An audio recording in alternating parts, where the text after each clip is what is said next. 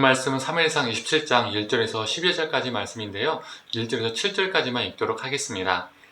다윗이 그 마음에 생각하기를 내가 후일에는 사울의 손에 붙잡히리니 블레셋 사람들의 땅으로 피하여 들어가는 것이 좋으리로다. 사울이 이스라엘 온 영토 내에서 다시 나를 찾다가 단념하리니 내가 그의 손에서 벗어나리라 하고 다윗이 일어나 함께 있는 사람 600명과 더불어 가드왕 마옥의 아들 아기스에게로 건너가니라. 다윗과 그의 사람들이 저마다 가족을 거느리고 가드에서 아기스와 동거하였는데 다윗이 그의 두 아내 이스라엘 여자 아히노암과 나발의 아내였던 갈멜 여자 아비가일과 함께하였더니 다윗이 가드에 도망한 것을 어떤 사람이 사울에게 전하매 사울이 다시는 그를 수색하지 아니하리라. 다윗이 아기스에게 이르되 바라건대 내가 당신께 은혜를 입었다면 지방 성읍 가운데 한 곳을 내게 주어 내게 살게 하소서.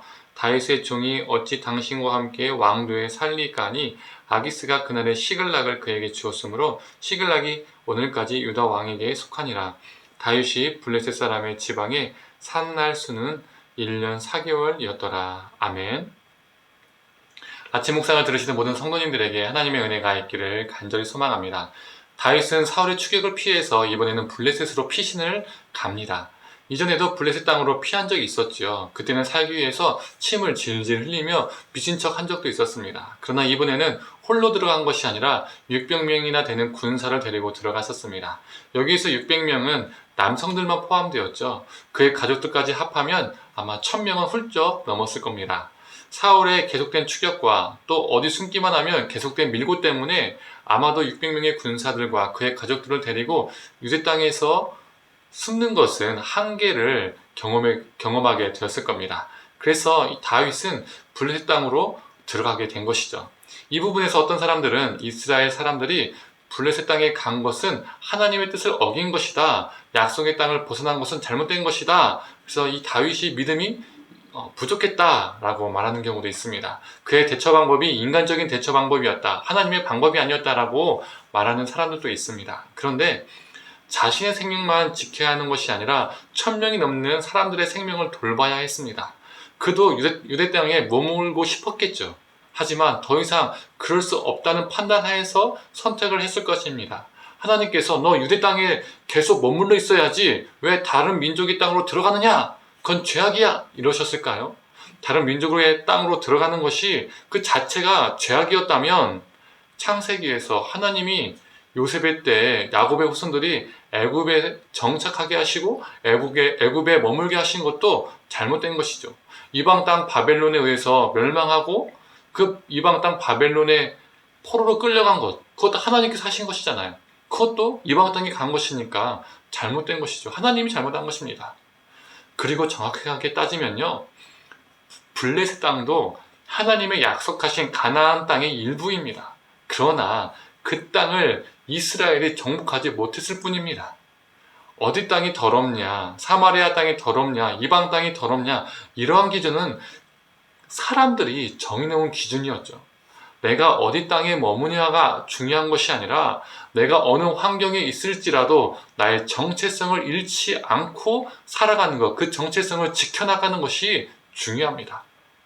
가드와 아기스 입장에서는 다윗이 군사 600명을 데리고 오는 것이 반가웠을 겁니다. 그들을 용병으로 채용하고 사용하면 되는 것이니까요. 그리고 다윗과 다윗 사람들을 시글락에 머물게 합니다. 그곳은요, 국경 지역이어서 다윗과 이 다윗의 사람들을 국경을 지키는 용병으로 사용한 것이죠. 다윗은 이 블레셋에서 1년 4개월을 머물렀었습니다. 하루는 그 머무는 기간 동안에 하루는 다윗이 어떤 민족을 습격하고 승리해서 전리품을 가져오게 됩니다. 이 소식을 알게 된 이 가드왕 아기스가 다윗에게 너 어디를 공격했느냐? 라고 묻게 되죠.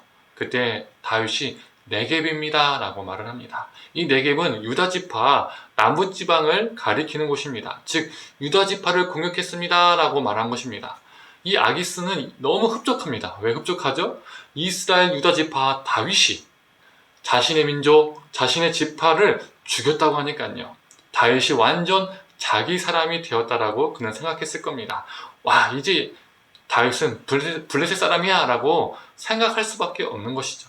그러나 다윗은 자신의 민족, 자신의 지파를 공격하고 전리품을 가져온 것이 아니었습니다. 오래전부터 이스라엘을 괴롭혔던 아말렉과 구스 사람과 기르 사람을 공격했습니다. 이게 무엇을 말해줍니까?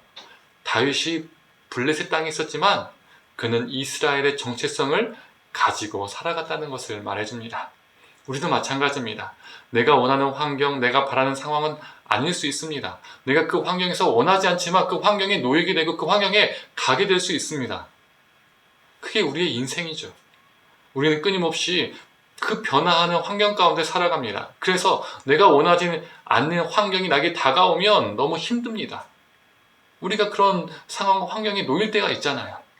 그러나 중요한 것은 그 환경이 아닙니다. 나의 정체성을 잃지 않는 것이 중요한 겁니다. 코로나 때문에 교회가 완전히 문을 닫은 적도 있었습니다. 그때 우리에게 중요한 것이 무엇이었죠? 하나님의 백성됨의 정체성을 잃지 않는 것이었습니다. 또 우리는 살면서 아파서 또 가정 문제로 또 직장 문제로 정말 피치 못할 사정으로 교회에 나가고 싶어도 나가지 못한 적이 있습니다. 그런 상황에서 우리에게 중요한 것은 무엇입니까? 하나님의 백성됨의 정체성을 잃지 않는 것입니다. 반대로 아무리 교회를 자주 나가도 교회라는 공간에 머물러 있을지라도 나의 정체성이 하나님의 백성이 아닐 수도 있습니다. 교회 안에서는 거룩해 보이지만 교회 밖에 나가면 하나님의 백성이 아닌 것이죠.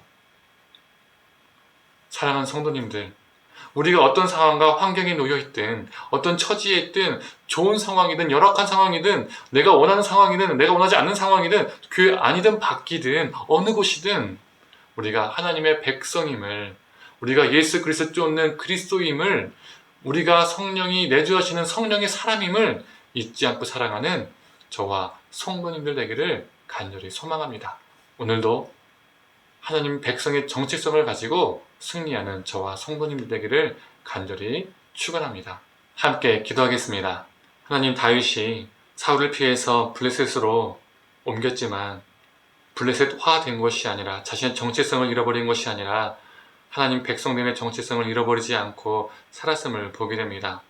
하나님, 우리도 이 땅 가운데 살아가면서 정말 우리가 많은 환경에 놓이지만 때로는 그 환경이 우리가 원하지 않는 환경이고 우리가 그 환경에 몰릴 때도 있지만 그 상황과 환경에 우리가 동화되는 것이 아니라 하나님의 백성됨의 정체성을 잃어버리지 않고 살아가는 존재가 되게 하여 주시옵소서. 성령의 사람으로서, 하나님의 백성의 사람으로서, 예수 그리스도를 쫓는 그리스도인으로서 우리가 온전히 살아갈 수 있도록 우리를 붙들어 주시옵소서. 감사드리며 사랑에 많으신 예수님의 이름으로 기도드립니다. 아멘.